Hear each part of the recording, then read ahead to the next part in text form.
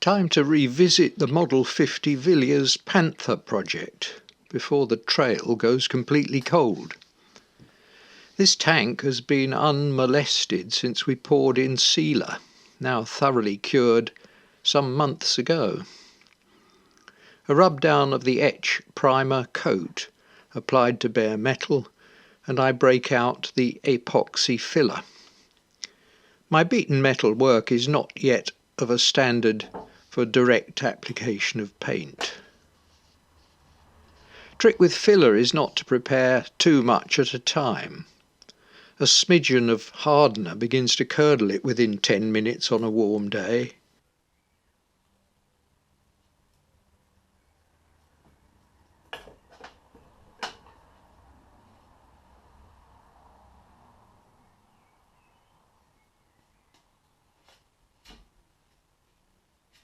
I make the first mix on the tank top, smoothing it into obviously uneven areas along and across the tank.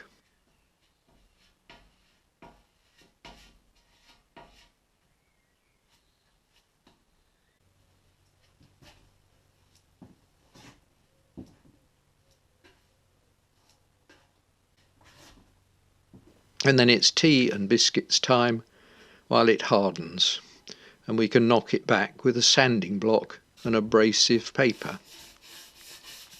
It's a classic work it and inspect it job. Put filler in the lows, sand down the highs, assess, add more filler, and sand until you're satisfied or dying of boredom, whichever is the sooner.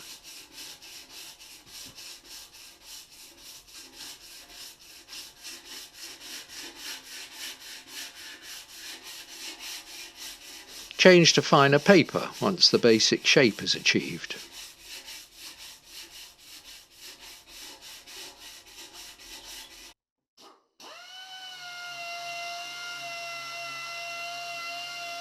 I'm using a small air sander here to take off high spots and work around the badge fittings.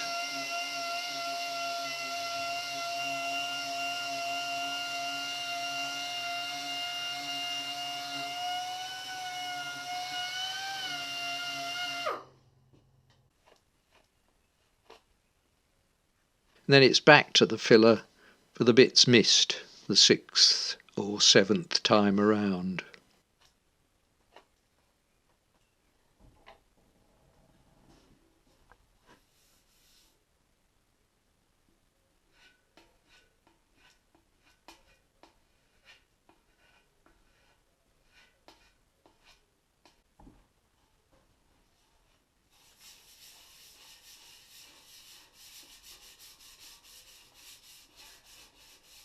When your personal notion of perfection is attained, a thin guide coat in a contrasting colour reveals the lesser divots and hillocks.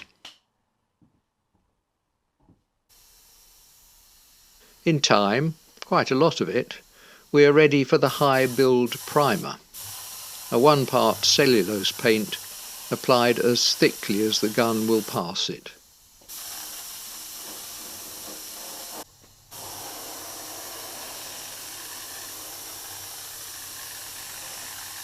Four or 5 coats, flatting down in between. When the surface is spectacularly smooth, we can begin to apply the top colour coats. There's a video somewhere recording the application of red paint, but I'm blowed if I can find it. Misfiled perhaps, and coming to light only while searching for one we made while removing a dead alder tree. One of our darling sons donated a pair of gloves with the warning, "No one ever gave themselves a little nick with a chainsaw." I believe that the day-glow backs assist in finding a hand lost in sawdust.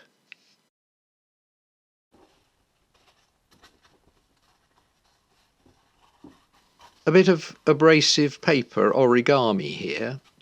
Fold a full sheet in half. Slit along the centre, open and refold into overlapping quarters, backs to faces.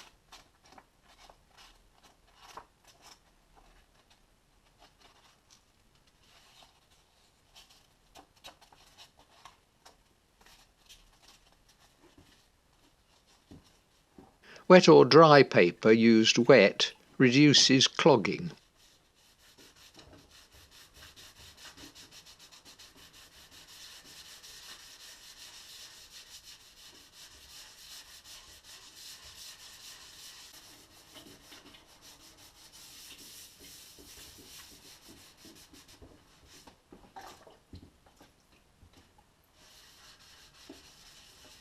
Fast forward to the flatting down of that 2-pack Italian red, and glad of the distraction of a workshop visitor.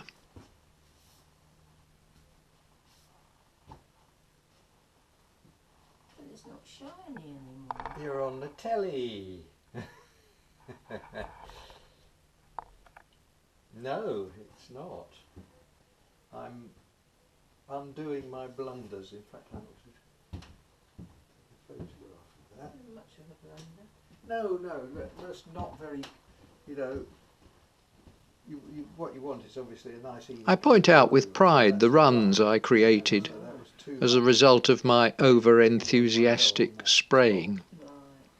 Angie's delight is palpable. Right on it. There are few errors in life that can't be overcome.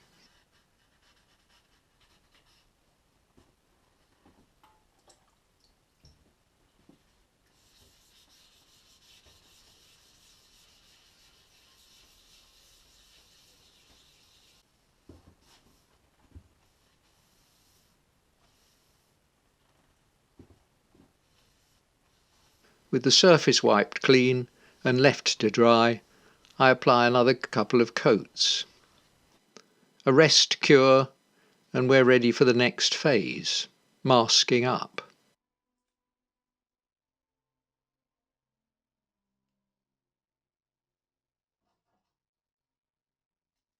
Model 50 tanks came out of Cleckheaton in chrome-plated panels, but my metalwork skills are a year or two away from that kind of quality. Spray-on panels in fine silver cellulose will be the substitute. Masking tape is applied by eye, with inspiration taken from the P&M catalogue image.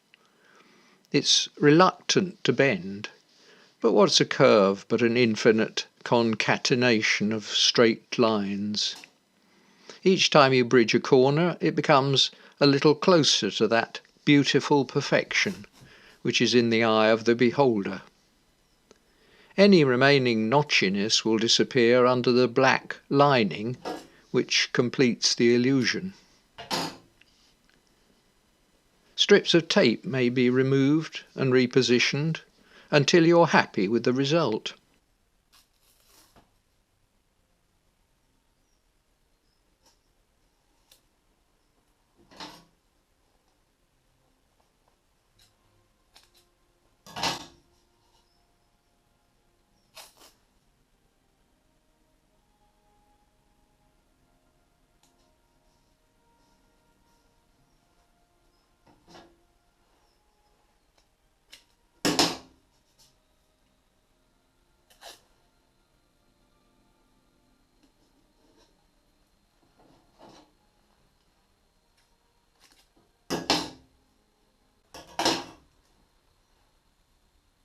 And then a traced paper pattern is cut out and the shape transferred to the other side, where the masking process begins again.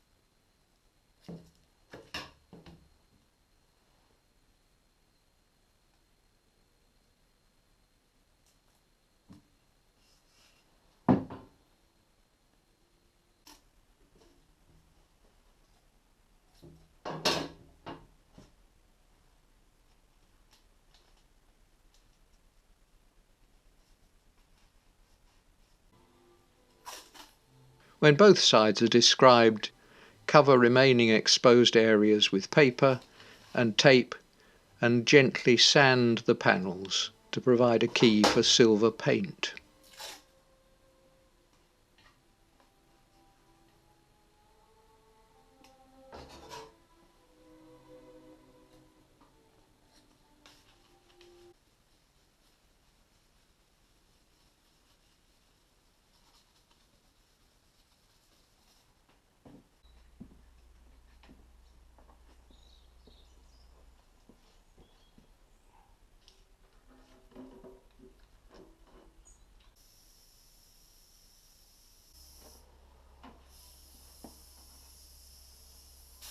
A thin coat is followed by 2 or 3 thicker. Apply too much at a time and odd swirls appear as the silver particles flow.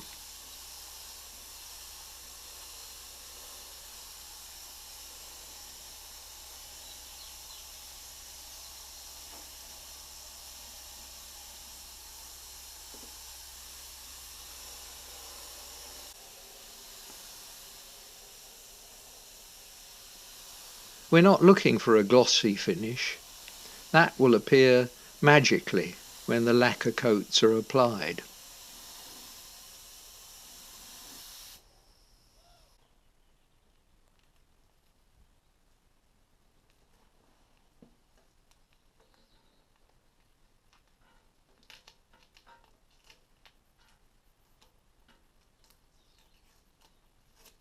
Pulling along rather than away from the tank, and with the greatest care, remove the masking tape while the silver paint is still soft, say within the hour.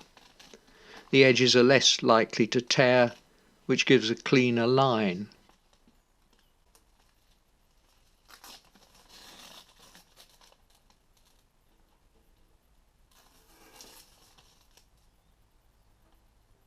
Let it all dry thoroughly.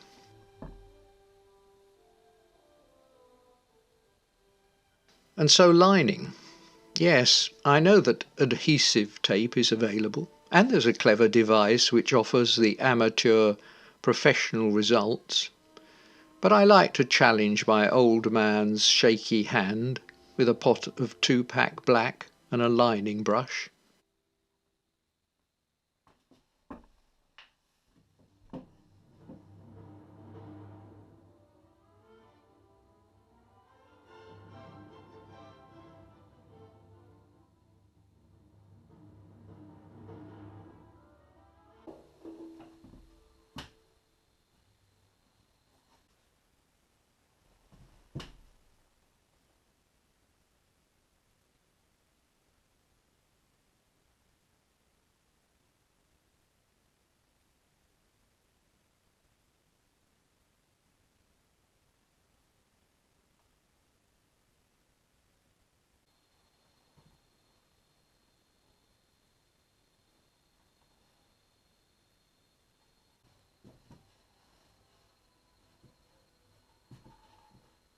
If you're a sign writer and this distresses you, look the other way.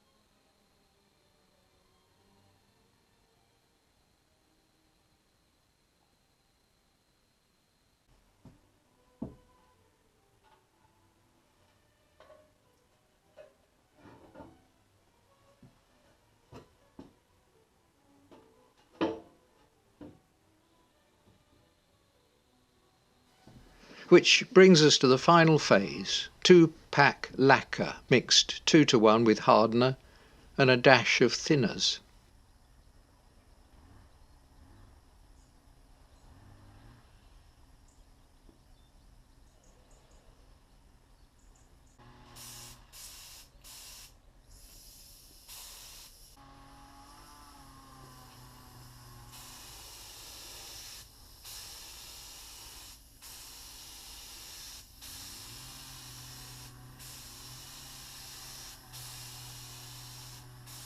The technique is, as with similar coats, apply a thin mist and let it go sticky, and then build up coats, pausing between and looking across the surface for the magic moment when a rather dull and sandy surface turns to smooth gloss, blending with the last pass, just before it sags and spoils your day.